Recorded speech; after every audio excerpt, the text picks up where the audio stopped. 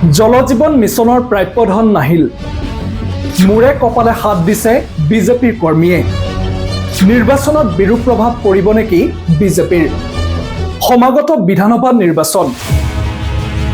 শীঘ্ৰেই ঘোষণা হ'ব বিধানসভা নিৰ্বাচনৰ অধিসূচনা। কিন্তু আজিও কামৰ প্ৰাপ্য বিল লাভ নকৰিলে জলজীৱন মিছনৰ হাজাৰ হাজাৰ ঠিকাদাৰে। মুখ্যমন্ত্ৰী ডক্টৰ হিমন্ত বিশ্ব শৰ্মাৰ অধ্যক্ষতাত অনুষ্ঠিত কেবিনেট বৈঠকত জলজীৱন মিছনৰ ঠিকাদাৰৰ বিল আদায়ক লৈ কেন্দ্ৰই দিয়া ইতিবাচক সঁহাৰিত ৰাজ্যই সকলো ধৰণৰ সহযোগিতা আগবঢ়োৱাৰ সিদ্ধান্ত লৈছিল। ইয়াৰ পাছতেই বিভাগীয় মন্ত্ৰী জয়ন্ত মল্ল বৰুৱাই শীঘ্ৰে ঠিকাদাৰক প্ৰাপ্য বিল মোকলাই দিয়া হ'ব বুলিও ঘোষণা কৰিছিল।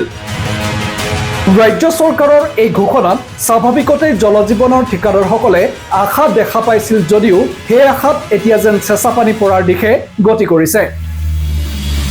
কিয়নো বিধানসভা নিৰ্বাচনৰ অধিসূচনা জাৰি হোৱাৰ পূৰ্বে ঠিকাদাৰসকলে বিল পোৱাৰ কোনো সম্ভাৱনা নাই।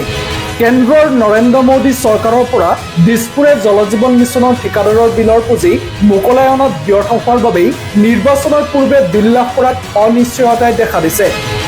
উল্লেখ্য যে জলজীৱন মিছনৰ বিল আদায় দিয়া হ'ল ৬,৯০৬ জন ঠিকাদাৰক।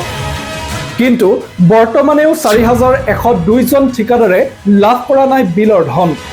আদায় দিবলৈ বাকী থকা ধনৰাশিৰ পৰিমাণ ২,৭৪২ কোটি ২৯ লাখ টকা।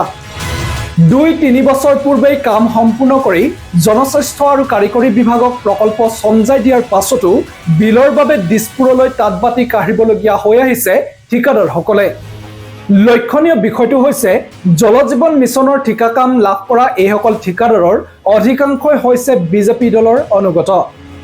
ৰাজনৈতিক আশীৰ্বাদত জলজীৱনৰ ঠিকা লাভ কৰি বেংকৰ ঋণ তথা বিভিন্নজনৰ পৰা ধন ধাৰ লৈ প্ৰকল্পৰ কাম সম্পূৰ্ণ কৰাৰ পাছতো এতিয়া বিল লাভ নকৰাত মূৰে কপালে হাত দিবলগীয়া হৈছে বিজেপি কৰ্মীৰূপী ঠিকাদাৰসকলে। যাৰ বাবে ক্ষুব্ধ একাংশ ঠিকাদাৰে সমাগত নিৰ্বাচনত বিজেপি বিৰোধী স্থিতি গ্ৰহণ কৰাৰো হুংকাৰ দিছে।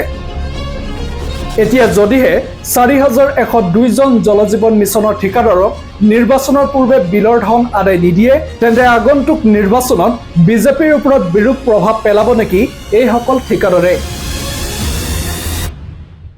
নিউজ ডেস্ক ৰিপৰ্ট, আমাৰ অসম।